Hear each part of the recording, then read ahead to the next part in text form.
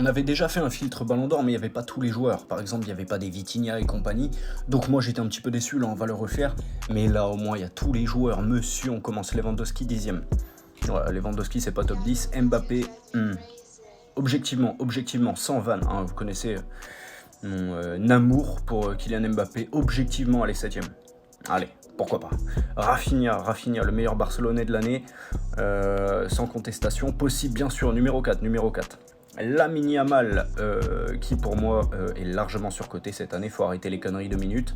5e derrière Rafinha, quoi qu'il arrive pour moi.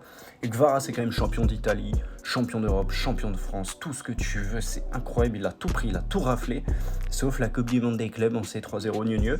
Kvara, c'est une saison mais de fou malade, Kvara, c'est une saison de taré.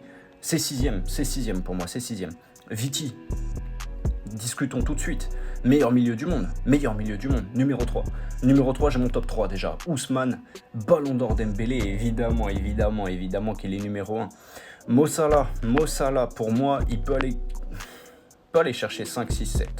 Là, il va finir 8e. Mais 5, 6, 7, c'est largement honnête. Hakimi, évidemment que c'est numéro 2. Pourquoi Hakimi c'est numéro 2 ? Parce que dans l'histoire, on n'a jamais vu un latéral droit faire une saison pareille. On n'a jamais vu ça. Et me dites pas Cafou, vous étiez pas né. Et me dites pas Cafou si vous avez 60 ans parce qu'on n'a pas les stats. Et les buts et les passes D, ça ne fait pas tout. Achraf Hakimi 2e, tous les jours. Et Didio Donnarumma 9e. Pourquoi pas ? Ce classement, pour moi, est plutôt cohérent. À la limite, j'échangerais Salah et Kvaratskhelia pour avoir un classement à peu près parfait. Mais évidemment, c'est du hasard. Je ne pouvais pas deviner qui allait tomber. Mais comme ça, moi, il me plaît bien ce classement.